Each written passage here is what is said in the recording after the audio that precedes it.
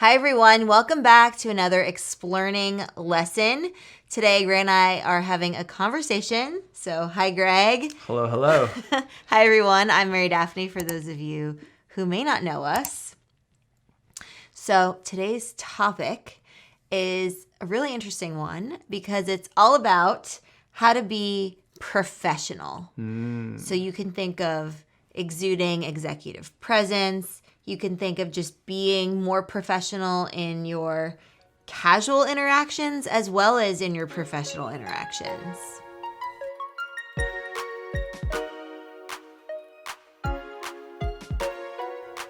Great. Yeah, I think it's an aspiration that we all have, right? To be more professional. It never hurts to be more professional.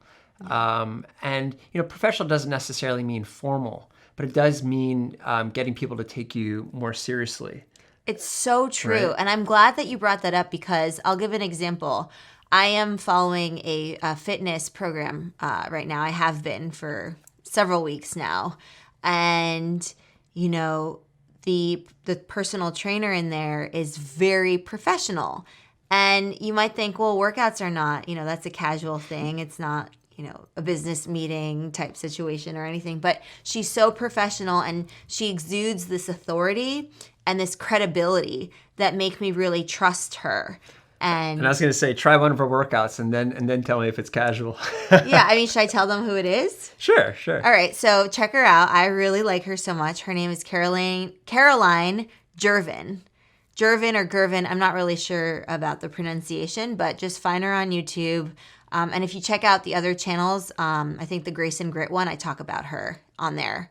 And obviously a positive light because she's amazing. And it's worth checking her out simply because I think she does, like you're saying, a good job of exuding professionalism in a context that people might think would be difficult to do so.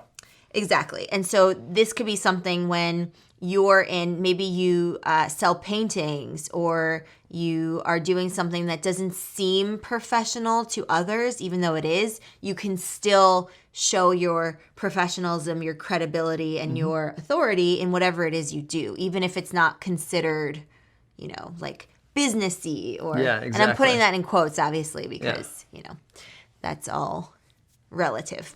All right, so let's get right into it. The first thing is to be concise and not over-explain something or over-elaborate. Just say what needs to be said. So in a succinct way. Yeah, I like being concise for many reasons, one of which is professionalism.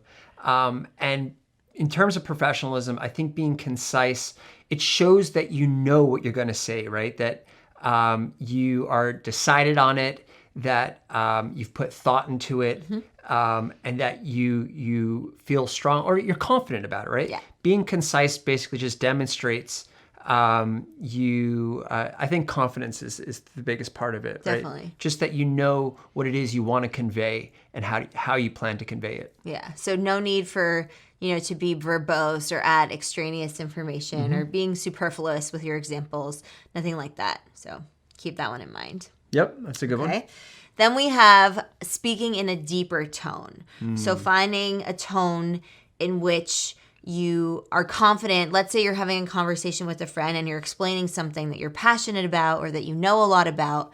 Use that tone. So find that sort of power pitch tone so that you can come off as even more authoritative. And, everyone has a different spectrum of tonalities, but try to find the deeper one. Yeah. And that doesn't mean you have to talk in an artificially low voice. To your point, if you have a naturally higher pitched voice, that's perfectly fine, but you still have a spectrum, right? You can go from high to low. So within your comfort range, find the lower point, right? The lower point of that spectrum. Yeah. Because the lower, when you speak in a lower voice, it requires, I think, more air, right? And if you have more air to breathe, it also suggests that you're breathing deeply. And using your diaphragm. Using your diaphragm. Your powerhouse. All of which are part of being calm, right? So it's hard to speak in a low, authoritative pitch if you're feeling nervous. That when you're feeling nervous, you tend to squeak, and be, it's much more shrill. Yeah. So by speaking a lower voice, it shows that you're calm and collected. I'm glad you brought that up, Eric, because, people come on to our channel asking us about their shaky voice and their squeaky voice, and that's a lot. We have videos about that you should definitely check out if that's something that you want. But it's also about figuring out, where are you breathing from? Mm-hmm. So don't constrain your voice and your vocal cords because you're not getting enough air there. Exactly. Yeah. Yeah. All right, ready for the third one? Yeah. Let the work speak for itself. So I'm going to circle back to Caroline again, the fitness trainer that I follow on YouTube. And her work is the programs and the workouts she designs. They're extremely high quality. They're no nonsense, like nothing about quick results or, you get smaller here or something. It's nothing like that, gimmicky or just fake stuff. It's about like powerful workouts. This is how you do it. This is correct form. Mm-hmm. Try this. We're going to do these supersets. And it's just very high quality. So let the work speak for itself, right? If you're selling paintings, let the paintings do the talking. No need for you to try to explain, what you meant by doing this way, or that brush stroke means this. It's about letting your work speak for itself. Yeah, I think Caroline's a great example there too, because she actually doesn't do that much speaking, right? Most of what she's doing is actually nonverbal. And it does speak for itself, right? She has a huge following, and she doesn't need to do that much convincing to get you to do it. It's just good. And the other reason I like letting the work speak for itself is it gives the other person an opportunity to ask questions, right? That's a good one. If you're filling the air with talk and hyping up whatever it is you're talking about, the other person doesn't have an opportunity to ask the questions they might view as important. Yeah. So you could be, going off on this elaborate tangent about something, some aspect. Let's say you're pitching a product. You could be going into depth about something they couldn't care less about. Yeah. And because you talked so much, they never got an opportunity to ask the question about the feature they did care about. Yeah, that's right? a good point. So yeah, letting the work speak for itself is great for a number of reasons. One of which is giving them the people you're trying to convince an opportunity to speak as well. Right. It's like the whole action behind it. Let that speak louder than what you're saying. Yeah. And then the last one is to under-promise and over-deliver. That's one of your favorites, Greg. Yeah, it is. You talk a lot about that in different contexts, so I'm going to let you explain that. Well,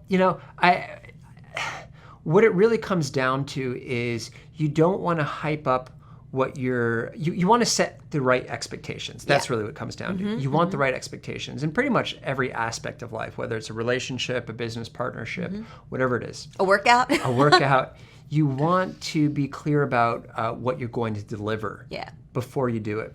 And if you say you're going to deliver something and then you deliver less, that's going to piss people off. Whereas if you said you were going to deliver less and you deliver less, they might be annoyed, but at least you kind of, they were expecting it, right? Right. They weren't surprised by it. When you surprise them in a negative way, that's a far more strong negative reaction. So you don't want to do it.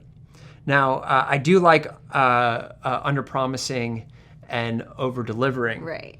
But some people, bold people, will say over-promise and then over-deliver. Oh, yeah. Well, right?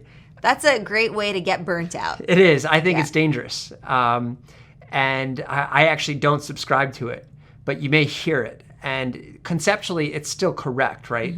In that as long as you're delivering more than whatever expectation you set, fine, go for it. Go big. Go as big as you can. But it's much easier to get a positive reaction For sure. if you set a very achievable goal and then go beyond that goal. Yeah, that's the key. Achievable, right? Making these attainable and not so like out of this world that you can't even fathom completing it. Yeah. So these are 4 things to keep in mind when you want to ramp up that professionalism. And like we said earlier, right, it doesn't necessarily have to be that these are for when you're in the boardroom or when you're in an interview. It can be when you want to garner that authority and that respect from people because we're all deserving of it. And finding little ways to add some more professionalism never hurt anyone. So it just makes you look better and it makes you look even more credible in what you're doing. And it helps you get the outcome that you're looking for, right? Exactly. Which to me is the most important thing. What's the outcome? Yeah. And the more professional you project, the more professionalism you project, the more likely you are to get the outcome you're looking for. So true. So keep those in mind and let us know how those go for you. And if you have any other ideas on how to become more professional, then share those with us and the community. Yeah. All right. We'll see you in another Explearning lesson. Bye for now and happy Explearning. Happy Explearning.